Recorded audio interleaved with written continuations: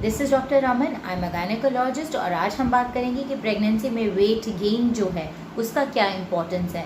ज़्यादा weight gain कर लो तब भी प्रॉब्लम है और कम वेट गेन करो तब भी प्रॉब्लम है। तो वेट गेन आपका कैसे होता है प्रेगनेंसी में? सबसे पहले जो पहले 3 महीने होते हैं उसमें 1 kg का वेट गेन होता है, बीच वाले 3 महीनों में 5 kg का और आखिरी 3 महीनों में 5 kg का। तो 11 से 12 kg का वेट गेन आपका बिल्कुल ठीक है।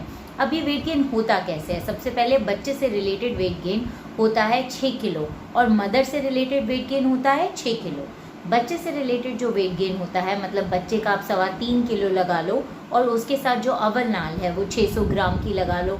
बच्चे के अराउंड जो पानी होता है वो 800 से 900 ग्राम और जो बच्चेदानी का वेट बढ़ता है वो भी 900 ग्राम तक बढ़ सकता है। और ब्रेस्ट भी, क्योंकि ब्रेस्ट आपकी तैयार होती है, बाद में जो आप बच्चे को दूध पिलाते हो तो उनका वेट भी प्रेगनेंसी में बढ़ता है, तो वो बढ़ता है 400 ग्राम। तो ये टोटल मिला के 6 किलो हो जाता है बच्चे से रिलेटेड वेट। और जो मदर का वेट होता है वो होता है 6 किलो का, जिसमें आपका फैट और प्रोटीन एक्यूमुलेट जो आपकी बॉडी में होता है और जो ब्लड वॉल्यूम होता है वो आपका ज़्यादा बढ़ता है, मतलब खून की मात्रा भी बढ़ जाती है। पहले अगर 5 लीटर था, एक नॉर्मल ह्यूमन में अगर 5 लीटर होता है तो एक प्रेग्नेंट फीमेल में 6.5 लीटर्स होता है ब्लड। तो ये वॉल्यूम बढ़ जाती है।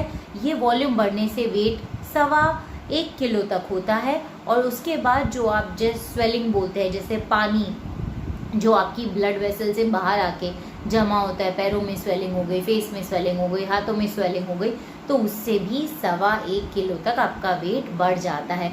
तो मदर से रिलेटेड क्या हुआ? एक तो आपका फैट और प्रोटीन जो 3-3.5 किलो तक, और ये ब्लड वॉल्यूम जो बड़ा है और जो पानी इकट्ठा हो जाता है जिसकी वजह से स्वेलिंग होती है। तो ये तीनों मिला के आपका 6 किलो हो गया। 6 किलो बच्चे से रिलेटेड, 6 किलो माँ से रिलेटेड। अब ये पानी जो आपकी बॉडी में आपको स्वेलिंग लगता है, ये क्यों होता है? क्योंकि सोडियम एक इलेक्ट्रोलाइट होता है जो आपकी बॉडी में रिटेन हो जाता है। वो क्यों होता है? क्योंकि प्रेगनेंसी में हार्मोन्स होते हैं, ईस्ट्रोजन, प्रोजेस्टेरॉन और एल्डोस्टेरोन, जिसकी वजह से ये सोडियम हमारी बॉडी में रहता है। और सोडियम रहने से पानी आपकी ब्लड वेसल से बाहर आता है और स्वेलिंग जैसा आपको फील होता है।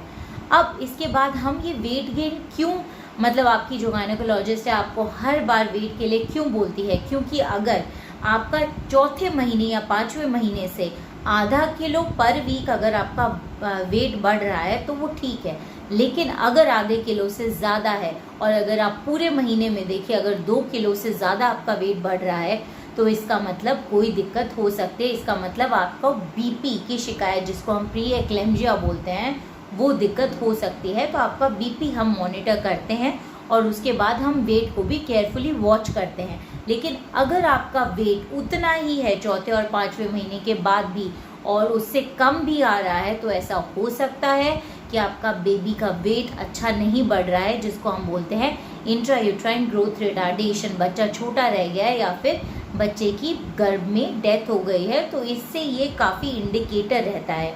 तो आप कितना वेट गेन आप नॉर्मल कर सकते हैं? अगर आप एक हेल्दी बीएमआई है आपका, अगर हाइट और वेट के हिसाब से आपका बीएमआई नॉर्मल है तो आप 11 से 12 केजी आराम से वेट गेन कर सकते हैं। लेकिन अगर आपका बीएमआई मोर देन 30 है तो आप सिर्फ 7 केजी वेट गेन कर सकते हैं प्रेगनेंसी में, उससे ज़्यादा नहीं कर सकते। अगर आपका बीएमआई लेस देन 19 है, मतलब आप बहुत ही थिन हैं, तो आप वेट गेन कर सकते हैं 18 केजीज तक, मतलब 18 किलो तक वेट गेन कर सकते हैं, जिससे आपको कोई दिक्कत नहीं होगी।